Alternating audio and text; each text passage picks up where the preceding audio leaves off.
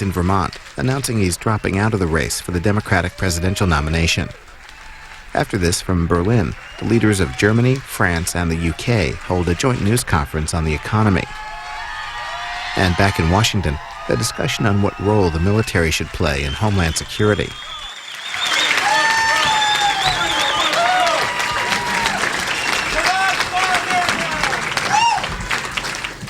Wow, nobody builds a crowd like Dean for America.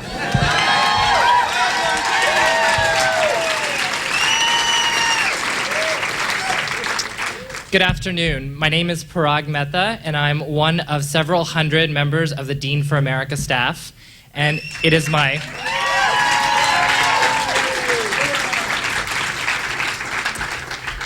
my distinct honor and responsibility today on behalf of all the many people who have worked for Governor Dean here in Burlington and across the country, the interns, the volunteers, the unpaid staff, all over, to introduce the governor today.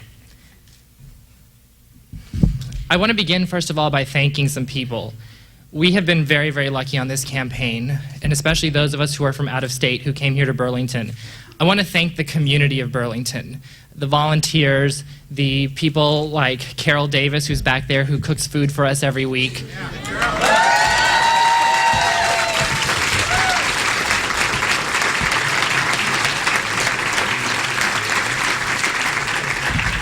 The intern coordinator, Susan Elliott.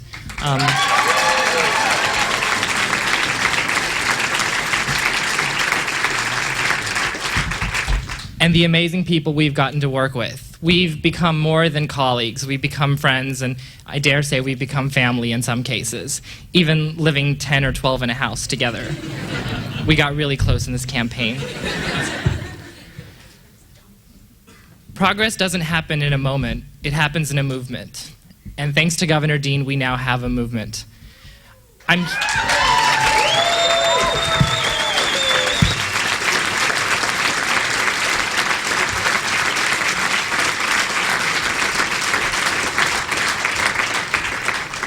The governor often talks in his speeches about the country that we were promised when he was 21 years old.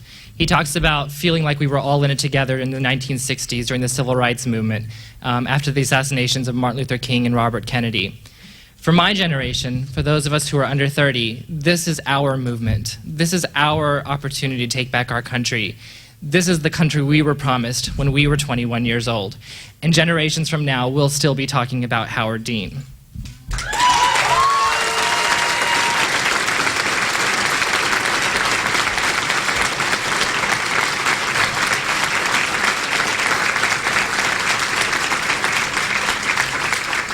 So here we are today back in Burlington. After 200,000 members have joined Meetup, 10,000 Get Local events, 3,000 self-organized Dean events every month, an organization called Dean Corps, which are Dean volunteers who do public service acts in their community as a way of getting out the governor's message. We've raised more than $50 million with an average contribution of $80 a person. We've had flyers translated into dozens of languages, not by paid professional media consultants, but by actual grassroots volunteers. We have a rapid response network in almost every state that sends thousands of letters to the editors. We are the greatest grassroots movement in the history of modern politics.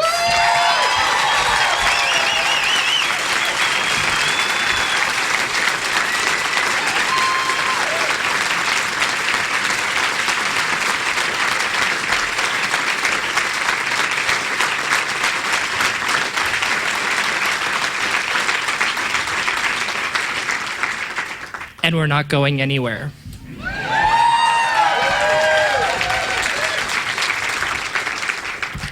So I'm here to say thank you, Governor Dean. Thank you to all my colleagues. Thanks to all the volunteers and people around the country who've joined this movement.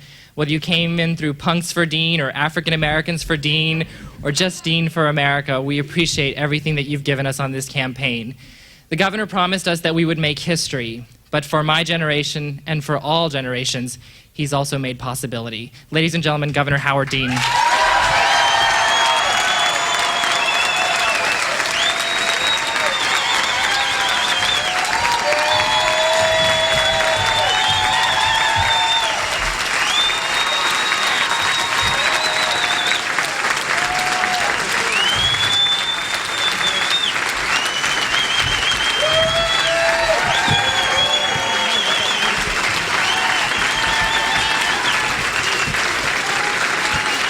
Thank you.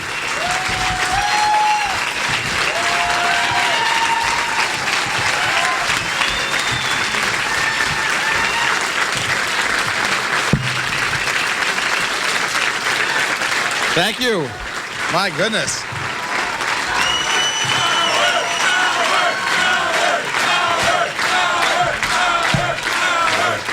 Thank you. Thank you. Thank you. My goodness. Thank you very much. My thanks to all of you who got this crowd together in about 3 hours' notice. I appreciate that very much. And my thanks to an awful lot of people, but my particular thanks to Vermont. I started this 2 years ago, and I see Governor Cunit is here in the crowd, so I'm going to tell a story that she's going to appreciate in particular, but all of you will, because it's a local story. The first thing I ever did is I went down to a Chamber of Commerce meeting in Portsmouth, New Hampshire. I was invited down. So I went down with a few brochures in my back pocket, and I got down there and gave the speech, and then they asked questions as they do at Rotaries. It's a lot like going to Rotary or Chamber here. And at the last question was somebody who got up and said this. They said, well, Governor, you have a great business climate in Vermont. It's just terrific. And the one here in New Hampshire stinks. Can you send your people down here to tell us what to do? I thought you'd like that. That's an inside joke for those of you who are from Vermont. We love to hear people talk about New Hampshire that way. Well, actually, I did pretty well in New Hampshire. We did have have had a real record of achievement in this state, creating jobs, providing health insurance, investing in children, balancing budgets. And I said when I left the governor's office that if the rest of this country were like Vermont, this country would be much better off. And what?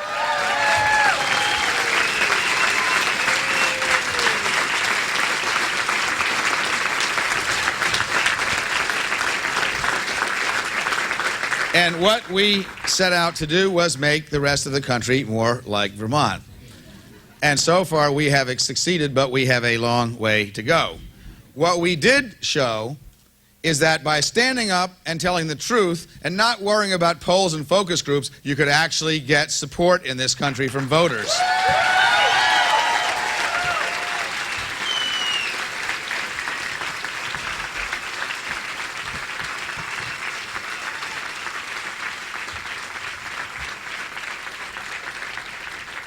We started the campaign office in Burlington. There are an awful lot of people, and some of you should raise your hands, who drove up here, unrequested, unknowing, showed up, no salary. Finally, we grew into you, and we were able to pay you a little something.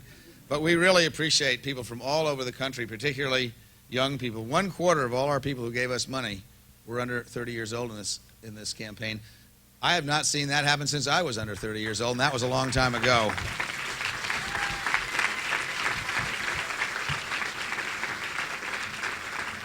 This has been a campaign that has been extraordinarily different. The new approach, planting seeds on the internet, strengthening grassroots, face-to-face, obtaining support from hundreds of thousands of small donors. All these steps can revitalize our democracy and return power to ordinary Americans. All of us have done these things together. We have exposed the dangerous, radical nature of George W. Bush's agenda.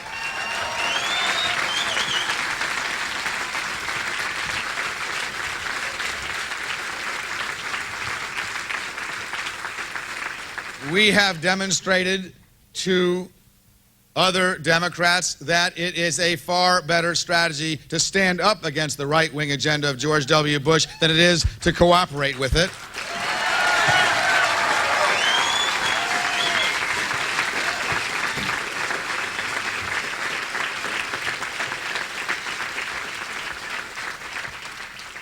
We have led this party back to considering what its heart and soul is, although there is a lot of work left to do. I am very proud of all of you and very grateful to all of you for your extraordinary hard work.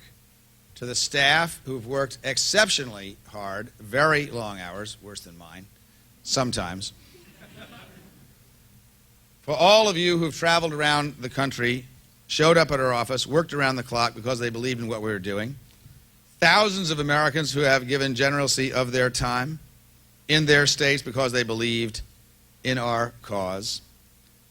I want to particularly thank all our congressional supporters, many of whom signed on with us when we were an asterisk in the polls because they believed that it was the right thing to do for their country. There are people in Washington who are going to do the right thing in this party, stand up and be recognized, and stand up for what's right with America instead of being poll-driven. And believe me, we are going to support those people in September and in November.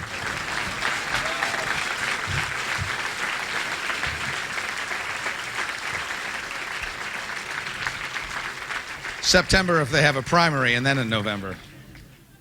I want to thank the Service Employees International Union and the painters. They stuck with me.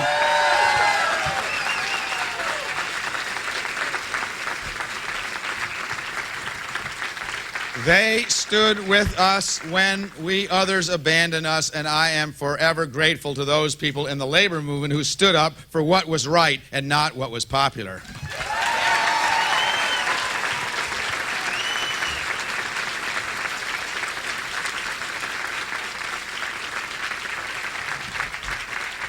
I want to thank all the state and local officials who stood with us, many of them, like Governor Cunin and others, who went to other states for us to represent us all over America.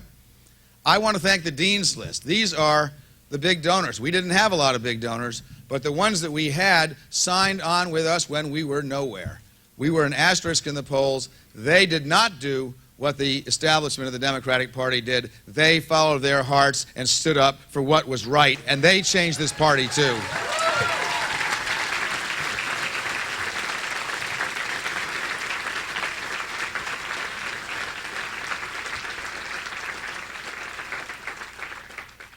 I want to thank the 300,000 small donors that decided that they wanted their country back, and we are now in the process of taking our country back thanks to you.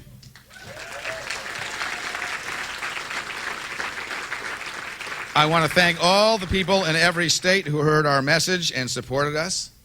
And I, of course, finally, and most importantly, want to thank my wonderful wife, who finally, after 12 years, made her political debut in Wisconsin, Iowa, New Hampshire.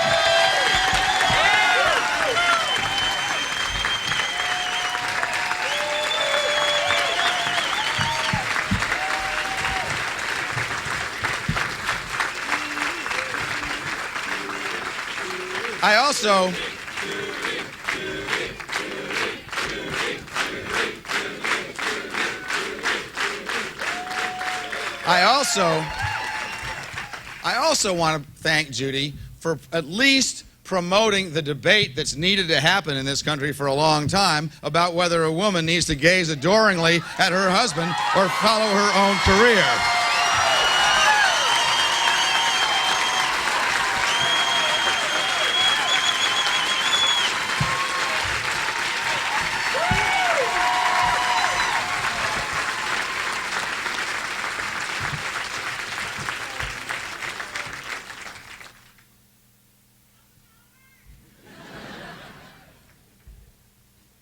Now I lost my place. I am no longer actively pursuing the presidency. We will, however, continue to build a new organization using our enormous grassroots network to continue the effort to transform the Democratic Party and to change our country.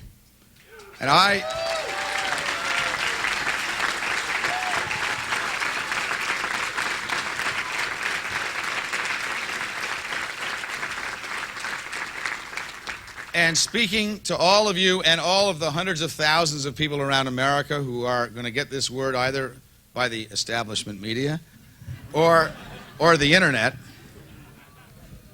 I have some things that I specifically want to ask of our supporters. First, keep active in the primary. Sending delegates to the convention only continues to energize our party. Fight on in the caucuses. We are on the ballots. Use your network to send progressive delegates to the convention in Boston. We are not going away. We are staying together, unified, all of us.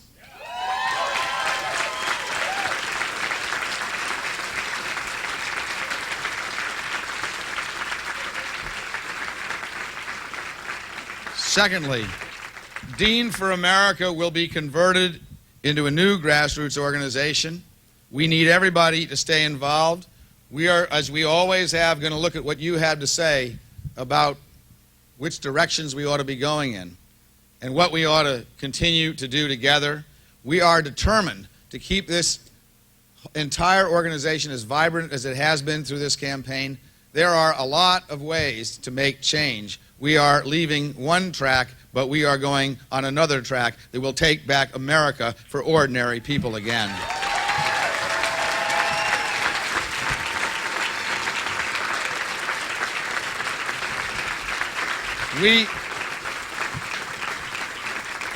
Third, there have been a lot of people who've decided to run for office locally as a result of this campaign. We want to encourage you out there in the grassroots effort. Run for office, support candidates like you who run for office, and we will use this enormous organization to support you as you run, so we will change the face of democracy so that it represents ordinary Americans once again. Government that will not be bought and sold.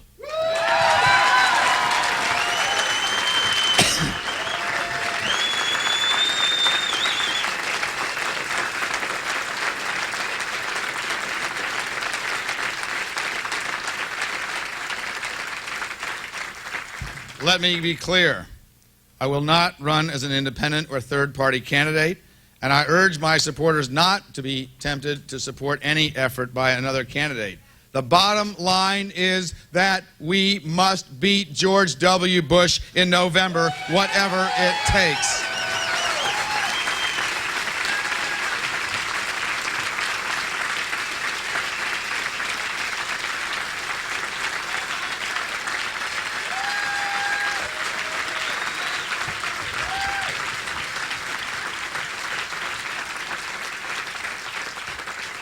I will support the nominee of our party. I will do everything I can to beat George W. Bush.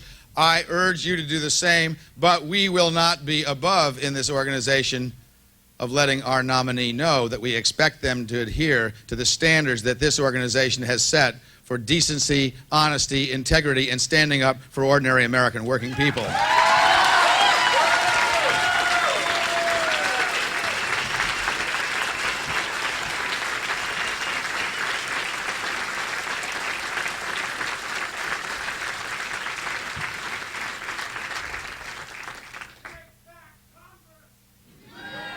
Well, we're going to take back Congress, but we're going to take back the White House, too. Believe in yourself, and we're all together. We can believe in ourselves. Let me just say something to the younger folks here, those of us who do not have my hair color.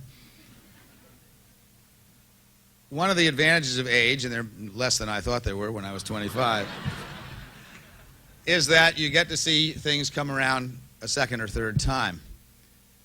And one of the things that I realized a long time ago is that change is very difficult. There is enormous institutional resistance to change in this country. We have seen that in this campaign as we literally terrified people sitting in their salons in Georgetown that they might have to look for work someplace else if we ever won. But it is natural for people to resist, but it is also inevitable that we will win. Change is difficult. You cannot expect people with great privileges, taken at the expense of ordinary working people, to surrender them lightly. But the history of humanity is that determined people will overcome obstacles, and we will overcome the problems that this country is facing as a result of George W. Bush and as a result of a Washington establishment that has forgotten who sent them there.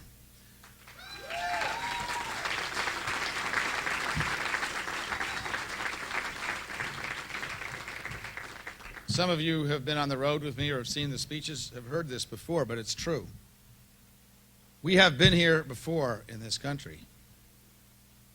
When William McKinley was president, enormous trusts were put together, which made it impossible for ordinary Americans to start their own business, make any money without enormous pressure from those trusts, which destroyed their business. Teddy Roosevelt came along busted up the trusts and made it possible to earn a living for ordinary Americans and small businesses again.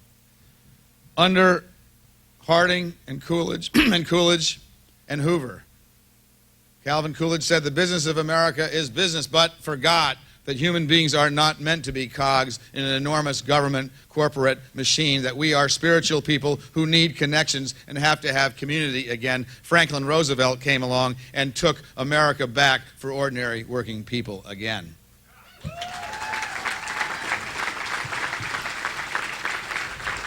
My favorite, however, is this one. In 1824, John Quincy Adams, the son of a one-term president, John Adams, beat Andrew Jackson of Tennessee in an election where Andrew Jackson received more votes. It was decided in Congress by one vote, electing John Quincy Adams as president. In 1828, 4 years later, John Quincy Adams became the one-term son of a one-term president.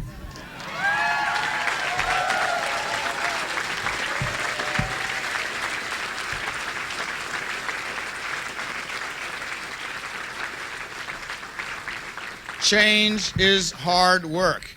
Change does not happen simply because you go to a rally and simply because you make phone calls, and I know how hard everybody here has worked. But change is a process that you can never give up on, because change is the state of America and change is the state of humankind. So we will continue to fight. This is the end of phase one of this fight, but the fight will go on, and we will be together in that fight. We will continue to bring our message of hope and change to the American people. We will speak out. We will fight on. We will continue to stand up against the dangerous foreign policy which weakens our security, and stand up against this president who weakens our civil rights. We will continue to stand up against special interests that prevent change, and we will stand for Americans' working families, for jobs and health care, investment in our children, the chance of all Americans to pursue their dreams. We will continue to stand up against the divisive policies of the far right. We will no longer be divided by race. We will no longer be divided by gender. We will no longer be divided by sexual orientation. We will no longer be divided by religion. We will no longer be divided by income. And we will no longer be divided by George W. Bush in the White House.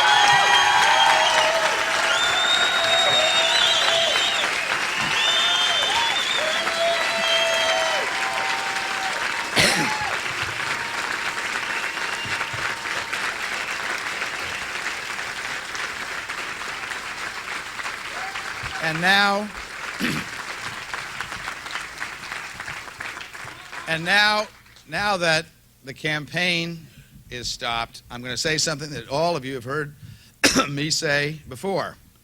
But I want you to think about it now, because now is the most important time that you have heard it. And this is the real message of this campaign. And you will hear it in a different way because I'm no longer a candidate.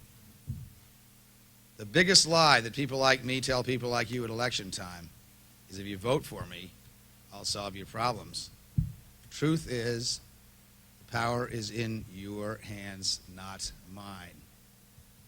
Abraham Lincoln said that a government of the people, by the people, and for the people shall not perish from this earth. You have the power to take back the Democratic Party and make us stand up for what's right again. Allow us to fulfill the dream of Harry Truman in 1948 that he laid out, where we would no longer be the last industrial country on the face of the earth without health insurance. Allow us to stand up again for the rights to organize for ordinary men and women. Allow us to stand again for the principles of equal rights. In Vermont, announcing he's dropping out of the race for the Democratic presidential nomination. After this, from Berlin, the leaders of Germany, France, and the UK hold a joint news conference on the economy. And back in Washington, a discussion on what role the military should play in homeland security.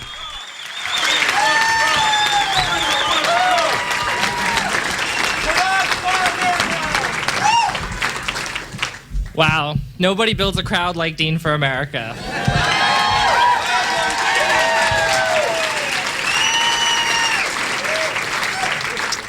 Good afternoon. My name is Parag Mehta, and I'm one of several hundred members of the in Vermont, announcing he's dropping out of the race for the Democratic presidential nomination. After this, from Berlin, the leaders of Germany, France, and the UK hold a joint news conference on the economy. And back in Washington, a discussion on what role the military should play in homeland security.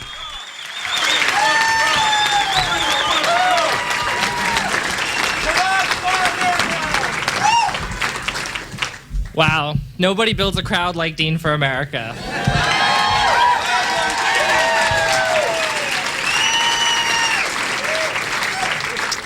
Good afternoon. My name is Parag Mehta, and I'm one of several hundred members of the Dean for America staff, and it is my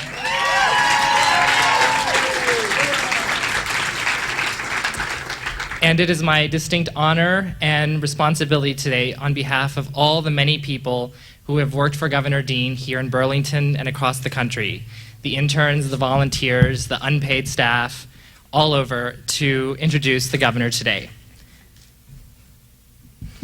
I want to begin, first of all, by thanking some people. We have been very, very lucky on this campaign, and especially those of us who are from out of state who came here to Burlington.